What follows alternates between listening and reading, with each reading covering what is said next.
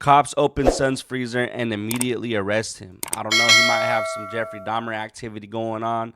I'm not sure, but we're going to get right into this video and react to it. All right, what's up, y'all? My name is Carlos. Welcome to the channel. Let's do it. He thinks I'm a witch. Dude, he's doing meth right now. All those witches, bro. If you keep letting him in, he's gonna hurt you. Because if people want to kill me, he's going to kill me, but that's what I'm afraid of. After an elderly woman fails to Whoa. heed an officer's ominous warning about her son, Albuquerque police fear the worst when her face appears on missing persons posters. But nothing could prepare them for the twisted story behind her disappearance, or the horrifying discovery waiting for them. Bro. The following is based Oh on official my police God. records to date, and some of the footage has never been seen before until now. Please note that all persons charged with a crime are presumed innocent unless and until proven guilty in a court of law. In Albuquerque, Did they just say in the beginning of the video that she's in the freezer? New Mexico, on October 28, 2025, a care worker contacts police for a welfare check after receiving an unusual call from the son of one of her elderly What clients. the hell? Over a week earlier, the same woman, 69-year-old Ernestina Lucero, had been reported missing by her niece. Officers arrive at the home Ernestina shares with her son, but despite knocking several times, they get no answer. They instead turn to the neighbors, who share their own concerns. He was saying a bunch of things about her leaving New Mexico with her boyfriend, and that they were on a speaking basis right now. And then like a couple days later, he came and knocked and he's like, "Hey, by any chance, do you want me to buy my car? I'm trying to make money for rent." That's what he said. How long ago was that? Like a week ago. Like 2 weeks ago. And you haven't seen her in a couple weeks. Yeah, I haven't seen him in like. According to the neighbor, the dark gray Chevy Camaro belonged to Ernestina and was not his to sell. They were fighting before she left. That was my next They one. were fighting before she left. He sold her I know whip. there was a couple nights where they were going at it. I have a Hear them 2-year-old, and stuff. and I've asked him to, just take it down a little bit. And he's threatening to fight him because we've asked him to take it down. He's like, "Yeah, I'm homie." He said he's done. He's gonna say she went to Mexico, but she could barely walk. They add that her son, identified as 49-year-old Leroy Vallejos, should be God home. damn. They tried knocking several more times, but he doesn't answer. Leroy, you need to come out, man. We're not gonna go away. Come on, man. Yeah, come on. He's coming to the front door. Open up. Sorry, man. I thought you were someone else, dude. Mind if I step in and talk to you real quick? Yeah, no problem. Can I step in and talk to you? Oh, yeah. Come in. I'll just keep it. Dog's friendly? Yeah, they bite. I mean, they bark. They don't bite, man. Okay. Yeah, you can shut the door so they don't run off. My partner's coming in too. Okay. It's been a rough 2 weeks, man. Sorry about that. What's been going on? My mom's missing, man, with college, work. I've been overstressed, tired. You know what I mean? Breakthrough 360. Just trying to get some rest, man. The hell he got going on? Worrying, you know what I mean? How long has it been since I you saw your mom? like the 15th or something. 15? Leroy allows the officer to go into Ernestina's bedroom in order to search for any clues that may help them locate her. There, the officer finds a dresser and closet full of her clothing, as well as medications prescribed to Ernestina, items she likely would have taken with her. Meanwhile, his partner continues speaking with Leroy in the living room. So we've gotten calls. An appointment with the detective tomorrow, too. Which detective? Speaks. Speaks? Stephanie Speaks, yeah. I'm the one who talked to her. I'm trying to help, too, man. Okay, I'm going to tell you, like, my mom had some dude trying to get at me or something, and but I never came at her the same way. What do you mean she's been trying Like, to get at you? dudes that harass me and stuff, but I've never went at her like that, you know what I mean? Mm-hmm. But this is far from the truth. 2 years earlier, in November of 2023, Ernestina contacted police after an incident with her son allegedly escalated to violence. So what happened today? I don't know because you're killing my dog. I'm not he thinks I'm a witch. Dude, he's doing meth right now. So did it get physical or anything? A little bit, but he didn't, really hurt me. He pushed me on the bed and like they're gonna choke me, but he didn't, He said he was gonna choke you? Well, he put his hands there and I pushed him off. So if he really wanted to hurt me, kill me, he would have done it, The officer advised Ernestina that the best course of action was to issue a summons and take Leroy to court on battery charges, but she was against the idea. I just want him to get medical help. He needs to be in a mental hospital. You don't want to press charges? No, I want him. He left his house, so he can't get it. Yeah, at this point, with the way he's been behaving the last few days, it's just getting worse. It's to the point where if you keep letting him in, he's gonna hurt you. How could you? I want him to get help. I really do, because he needs it badly. Because he's already, It looks like he's been through a lot, man. Like, he don't take care of himself. Like I said, if he wanted to kill me, he's going to kill me, but that's what I'm afraid of. Now, 2 years later, Ernestina has vanished. This has been going on for years, you know what I mean? I've never once raised a hand to her. This last time I just told her, I'm just tired of your lies. I don't believe you, man. I don't even think we should be around each other. It disgusts me because we used to be close. Okay. So, Yeah, like I said, I got an appointment with the detective tomorrow. Okay. And I'm trying to help, man. I don't know how they just paint me out to be the bad guy because unfortunately, we live together. You know, she's a grown woman. She's seen some dude, Jose. I don't get in her business, dude, you know. Okay. And how long was she seeing Jose or Angel for? I'm not sure. Years, man. They were together for a while, dude. So when did they recently break up? No, they broke up a while ago. It was 2-3 years ago. If Ernestina and her boyfriend broke up several years ago, Leroy's claim that the pair went to Mexico together is that much harder to believe. Little do they know Leroy is harboring more than one dark secret, and one of them is about to come to light. After leaving Ernestina's bedroom, the officer heads toward the kitchen. You can move that. I got that there for the dog. They pee by the fridge and He's just looking around. I want that pee, you know what I mean? Oh, yeah. Getting in there and mixing with the rats and causing a mess, man.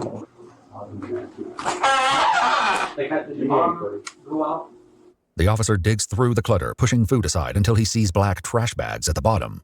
As he begins lifting them, a horrifying realization sets in. Wow. What do you mean on the first week? Like, week after 15th and 17th? What's up, boss? Let's step outside. All right. Won't put your invite back. He found her. Wow. Damn. I know. Hey, dude. I know. I'm waiting for the lawyer, man. Be quiet. I know the Fred. 55 PD. Starts as supervisor. Said I know it looks Since bad. the Of dogs course it can't looks be allowed bad. to roam what is now a crime scene, they let them You stay mean? in the back of the cruiser with Leroy. I'm sorry, guys. Let me take that away for the rest of my life, buddy. I'm sorry, guys, okay? I'm sorry, guys. A sergeant soon arrives and is quickly brought up to speed. The officer then checks on his colleague. You right? Yeah. Freak the hell out at first. Yeah. But yeah, I'm good. Okay. Yeah. You sure? Yeah. I was not expecting. I wouldn't have expected that either. I mean, Yeah. I felt I it couldn't was. believe my eyes. I felt it was 31 right off the bat, but Let's wait for the CS Okay. because I don't want to be. I want them here to help make the determination, and then I'll get my eyes on it because I'm gonna. She's like wrapped in a black trash bag, but Yeah. it's clearly the outline of the body. Oh, you guys, I'm glad they found her, but you would think that the cops would have needed a search warrant to even go look in the freezer, right? Like, are the cops allowed to just go ahead and do that?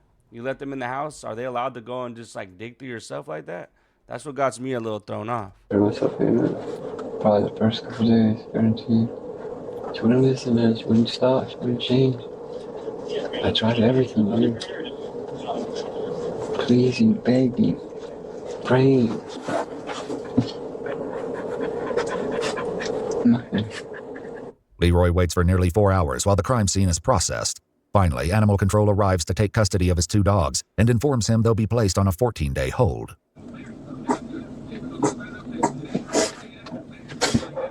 Leroy is brought into an interrogation room where he will soon share a chilling story full of unexpected twists. Before they begin, the detective asks him if there's anyone who can collect his 2 dogs from the animal shelter. Telling you, man, I have nobody.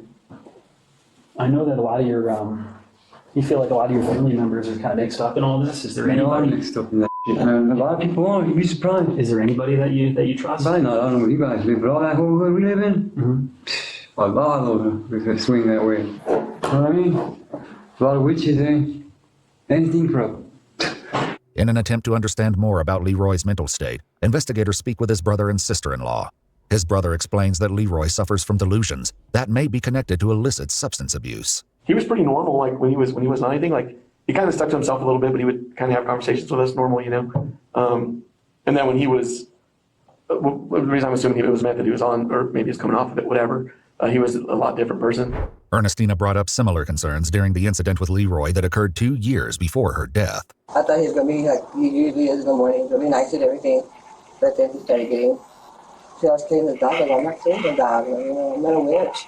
Well, I know we were out here yesterday as well. Yeah. Is it still kind of the Is that same how it came thing? yesterday? He's freaking out a little bit, saying maybe drug like meth related. You think? You know, he was telling me that that she was hanging out with some bad people, and that our mom had promised our souls to the devil, like mine and his, you know, and that, I mean, he went into the whole, when he was married to his ex-wife, he saw a demon having sex with her.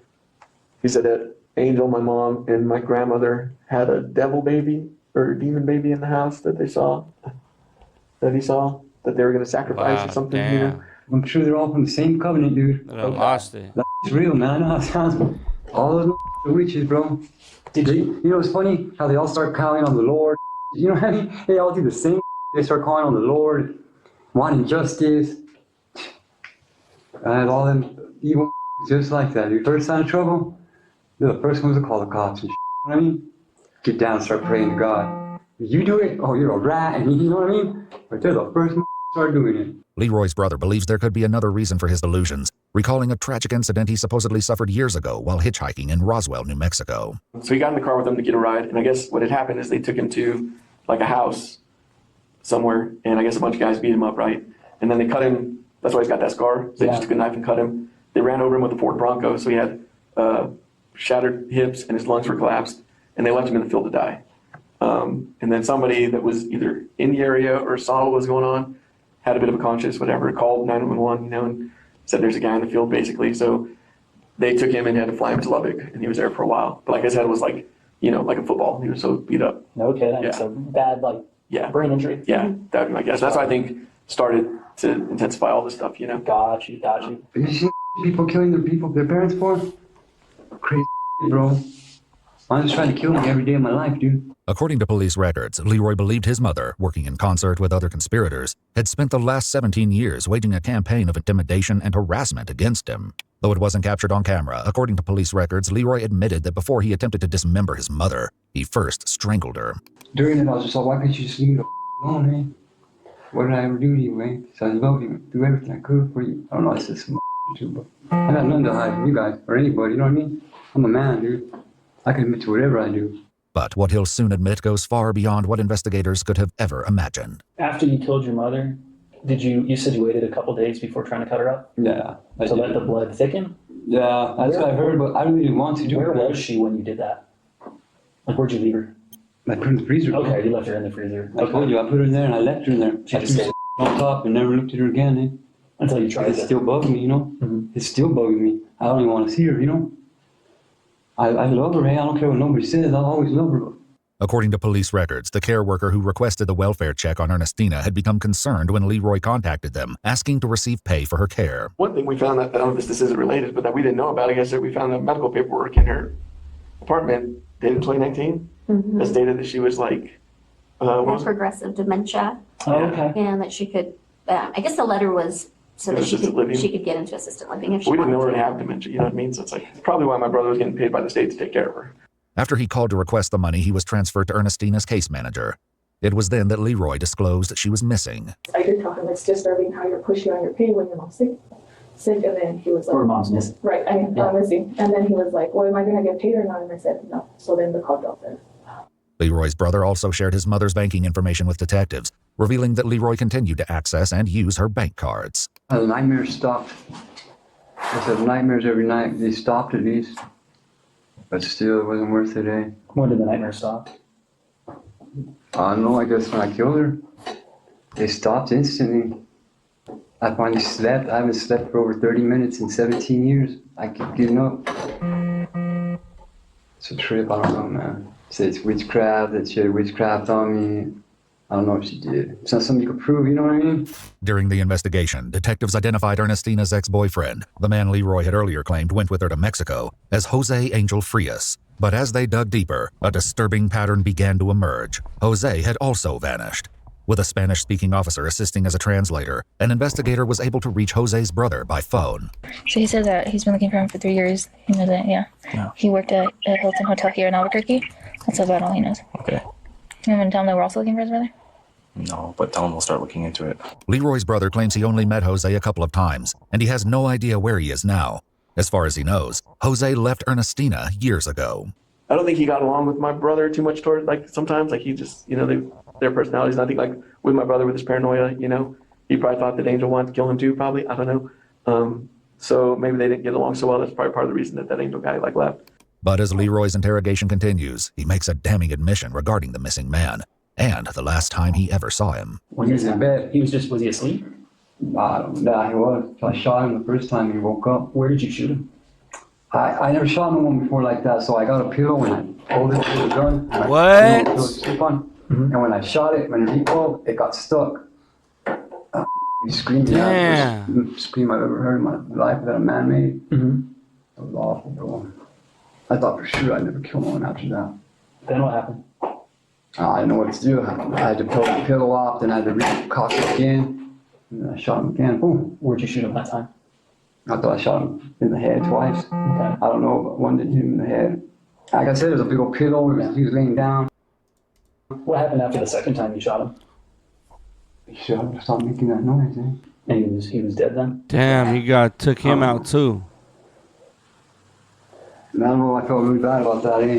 When I did that. I used to have nightmares about that. Leroy claims that his mother was in the living room at the time and must have heard the gunshots coming from the bedroom. She came in about the second time I shot him. She goes, "What did you do?" And I turned around and I pointed a gun at her and I was like, "It should be you too, eh?" I was like, "Call the cops." I threw a gun down. I said, "Call the cops, eh?" She's like, "I can't have you in prison. I need you." And then what happened? At that point on, You cut him off? she took me low and brought a saw off. It was going to be a chainsaw because I never cut nobody off. Mm-hmm. But I remember I did some work for a company for a couple of years and that thing cut through everything. According to police records, a search warrant was executed on Leroy's apartment, in which they located a reciprocating saw with what appeared to be dried bloodstains on the blade. God, it was found dang. under the kitchen sink. Did you use the same sawzall? No, I threw that away. You threw that one away? But after we use it, my mom likes to keep everything. She wanted to keep it. Did you put Jose in the freezer at all? Yeah, I put my freezer too, right away. I can't remember how quick we did it. She helped me, eh? I don't know why I told her to call cops, eh? She wanted to hide the body. That's probably why I sold my soul to Satan, you know what I mean? Who knows? How long did it? All I know is God wouldn't talk to me, eh? And who was the one who was cutting him? We both did. Both of you? I did most of it, though. She told me to, I'll do whatever. She tells me to. I didn't ask her about killing him, though, because she wouldn't let me. But I was going to kill her that day, too, eh? But I couldn't. I couldn't bring myself to do it. So I figured maybe she's trying to take me out because I know she thinks I'm going to say something. She knows I wasn't, I don't know, man. They started getting like way worse, man. And I wish I could bring her back. All the bad she's done to me. She ain't coming back no more, man. I'd even trade places with her. According to court records, 49-year-old Leroy Vallejos was indicted on an open count of murder, as well as tampering with evidence and abuse of a resident resulting in death. He entered a plea of not guilty. After an evaluation, Leroy was determined to be incompetent to stand trial and was committed to the New Mexico Behavioral Health Institute for treatment aimed at restoring competency.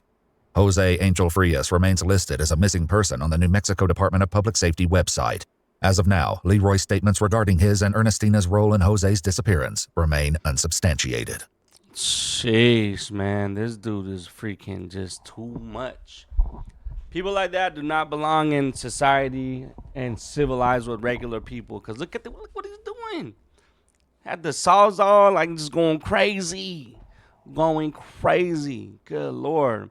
Shout out to EWU Body Cam. I'm going to tag them down below in the description. All right, go check them out. Show them some love. I appreciate you guys. Love y'all. Take care of yourselves. And I'll see you guys very soon. Thank you for watching.